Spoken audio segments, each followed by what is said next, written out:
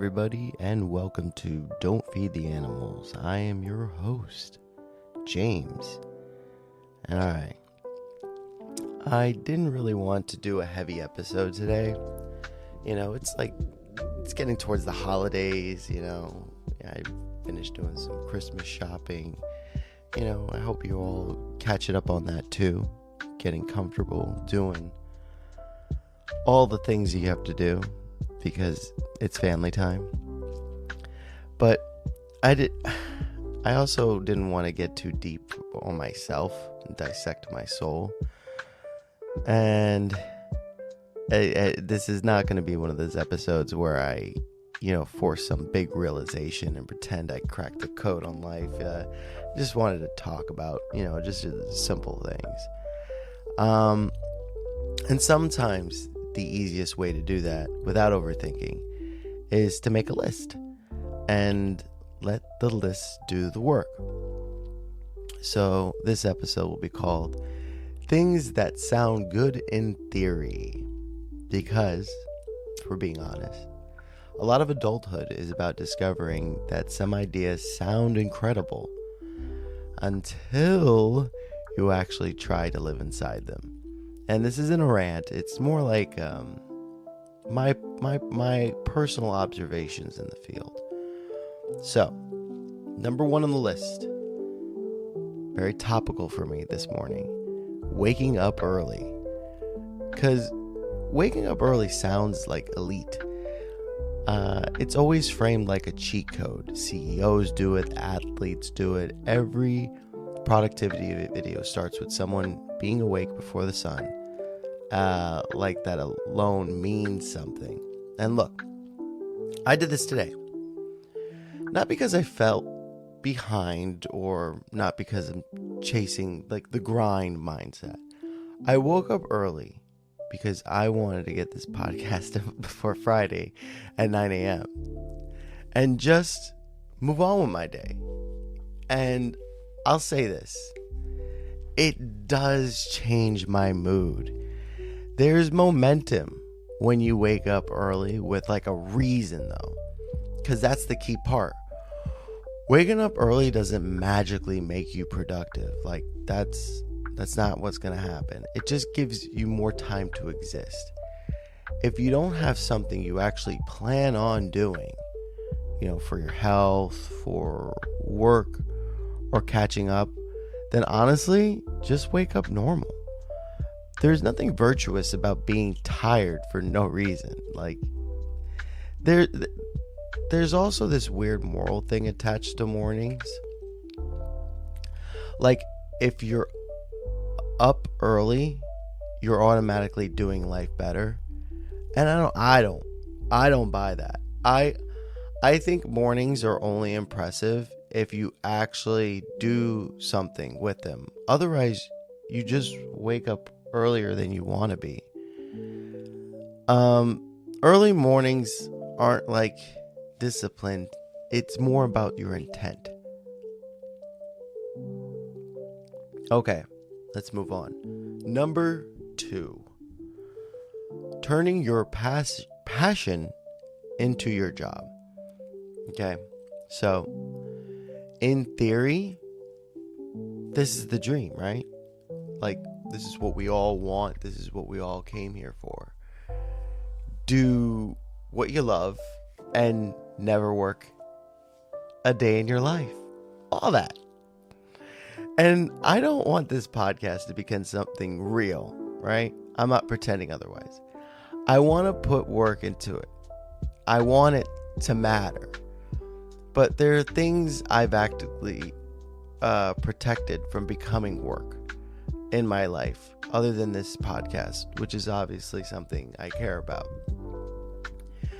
But like drawing specifically, drawing has always been like my thing for me. The second someone says, hey, can you just draw me this thing? My brain immediately goes to, I don't think you want what I want to draw. Because I know that there is a creativity to it, but I don't think I've ever developed the style to be that way. But that's my only like personal like critique on probably why. And I've noticed that the moment something becomes like measurable though, where it's like critiqued in that way, output, deadlines, expectations, then the joy changes. It behaves differently. Even when I like do the thing, I'll use like, it's the holiday season, so I'm making coquito. For those who don't know what that is a Puerto Rican holiday drink. Coquito means little coconut. It's basically like Puerto Rican eggnog. There is no egg in it though, not in the one I make at least. It's delicious. It's a delicious drink. Spike it with rum, and I do spike mine with rum. So it's an awesome holiday thing. But here's the example of that. Not for the podcast, just for clarity. I like making it. But the moment it turns into filling orders and like meeting demand and delivering them on time, something inside me tightens up, and I realize that's not why I never let it become more, I also think that there's pressure now to monetize, like, not even like my personal thing, it's just everybody in the world, I feel like, has like a pressure on them to monetize everything. If you're good at something, the first question is always like, why are you not selling it? And sometimes the honest answer is just because I don't want to. Because the second money enters the room, the relationship changes. Some things need to stay yours to stay alive. And yeah, I mean, it sucks sometimes because just enjoying things quietly isn't enough to get you noticed or successful or attractive in the way society measures those things. But still, the moment something needs to perform, what I'm trying to say, it just kind of changes. And you could do that as you will, what you think of that. But it's definitely not what you believe it to be. Okay. We're going to go with number 3 now. Number 3 in this list. Hold on one second.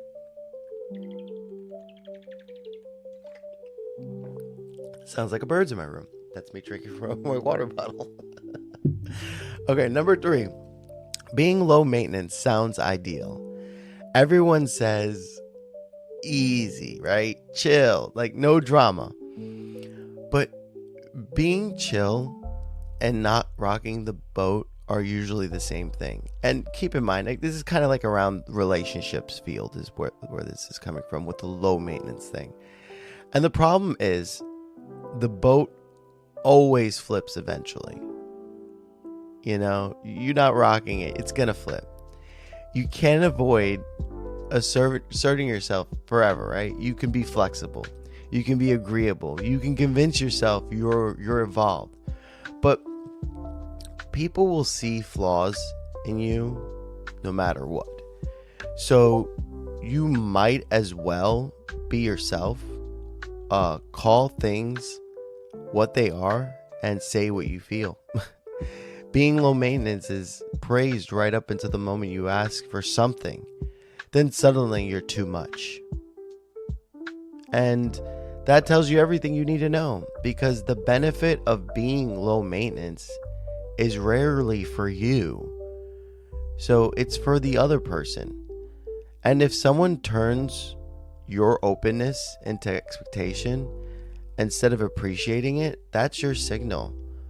Listen, at the end of the day, the right one sticks. The rest, you don't need to carry. I'm moving on. For the 4th thing of things that aren't quite what they're all chalked up to be is hustle culture. Yes, I've never really been all in on the hustle culture. Believe it or not, guys. And honestly, you can probably tell by the way I work. I don't worship burnout. I don't believe being exhausted equals being important. Because sometimes staying busy isn't discipline. It's just kind of like fear at the end of the day. You're doing it so you don't want that. Fear of stopping, fear of sitting still, fear of realizing you're not sure what's next. And the rest, the real rest, for a lot of people, that doesn't feel peaceful. It feels guilty when they are like taking time for themselves. Somewhere along the way, slowing down got associated with falling behind. And I don't think I'm lazy. I think I don't romanticize suffering. That's pretty much where I'm at. I don't think that's fun.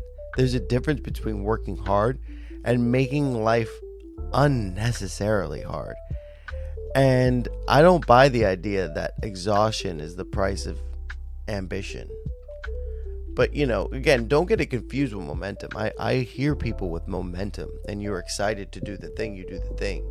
But again, the feel of the grind, the feel that you need to be doing this without purpose and just because that's what makes you important.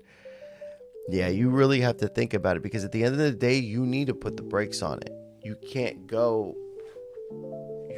There's so many factors that will stop you. So, yeah. Number 5, running every day. So, in theory, running every day sounds amazing in the health sense, right? In practice, just do it. Even if it's for a little bit. 10 minutes a day beats the perfect plan you never start. That's one thing that I'm understanding. It's not necessarily like the distance and you have to keep it. I ran, I stopped, I keep going in a different way, and that still counts. If I waited until I felt like a runner, I'd never run. And honestly, it's the same with this podcast. Showing up first is the whole thing. Consistency isn't intensity, it's returning. Even though things have slowed down, with my consistency of running, and sometimes I do miss an episode, I think it's most important that I always get to the point where I start trying. And the running everyday thing is, I wanted to run 6 miles. I ended up running 2. It's fine, because the better part of that is I did it that day. And to know that work can't be the only thing that you're always going to be doing. That's at least speaking for myself. So if I just say there's more than just work, there's more than just getting up and doing your job. And the same momentum that I used to always be there on time should be the same momentum I do for the other things. But the difference is that I don't have to do it for as long as I believe I am to be the thing. I just have to start every day and then see what happens. And then you may or may not become it, but you've been doing it, so it's good. So that moves us on to number 6, always staying connected. In theory, connection is everywhere. Texts, group chats, constant check-ins. But people I feel closest to today, I don't talk to them every day. If I reached out today, nothing would be weird about us talking again. The real connection is just that we have that connection. There are other relationships where constant attention is required to keep things stable. And that's telling. If you have best friends that you talk to every day, that's great. But what happens if you don't? Now, I'm not talking about missing people. I miss people all the time, but the thing is about friendship. Friendship is not reliant on each other's presence. It's more of the thought and idea, and the truth is of a relationship that you can let sit and then go to whenever you need to, and vice versa. I love it when my friends reach out to me. It's super nice. I do a lot of the reaching out, but that's because I guess I'm the less busier one. Because all my friends have, like families and things going on for them. So I understand it. But I do have friends that do reach out to me. And it's always a treat. But if you have people in your life that you're just like, man, like they need this constant attention, and it's fine if you want to give it, but I'm talking about, like, again, because things happen, things take priority, but if they're bothered by it, and I'm talking about priority meaning anything that you feel like you want to do, that's a priority. That takes priority over your friend's needs. Yeah. And if they're upset about it, then there's an issue. There are other relationships where you got to use that ability of having them as a gift. And it's not treated like an obligation. Like, if I break routine and offend someone, you might just be seeing too much of each other. Strong bonds don't need constant proof of that, especially in friendship. All right. Number 7, the final one of my list. It's not a huge list day, but these are just things of theories. I don't know when's the last time. Oh, excuse me. Having it all figured out is not necessarily what it's all chalked up to be. I don't think I know when's the last time I thought I had everything figured out. And I was wrong when I did think I did. I thought I had everything figured out. And I'm sure it happened plenty of times.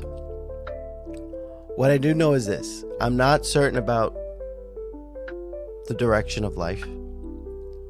And I'm okay with that, weirdly. The other version of myself I feel closest to right now isn't the one with all the answers, believe it or not. It's the one who's going to do the things that count. That's something I'm kind of going towards. Not a flip everything overnight person, just move things forward in ways that matter. You're not going to have it all figured out. It's too much of a task. You have to deal with too many variables, experience too much that you may not want to experience. And I don't think that's necessary. I think it's a matter of going through those things and figuring it out as you go. It's how you are in the moment. I think that's important. Me personally, I don't think I'm lost. I think I'm like mid-download. I'll be there. So, with that being said, a lot of things sound good in theory, right? But life isn't theory.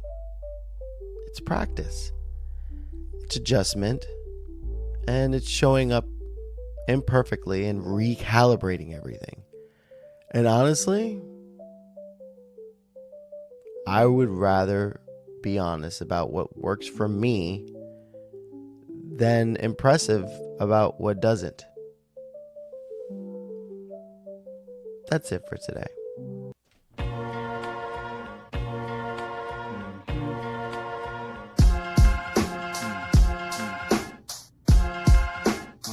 Don't beat the animals, signs all around. We talk a lot of junk, yeah, you vibing with us now. Build something from the ground up.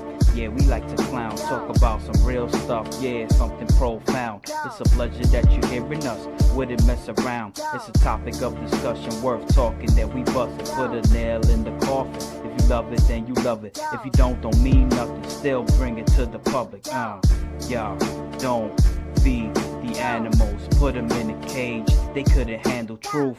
We gonna bust out the gate like some cannibals. Same face, same channel, messing with the tune. A bunch of idiots stuck in one room, can't take us serious. You love what we feeding you. I'm with the show, yeah, proceed with the interview. Local celebrity, snatch a toy from your cereal.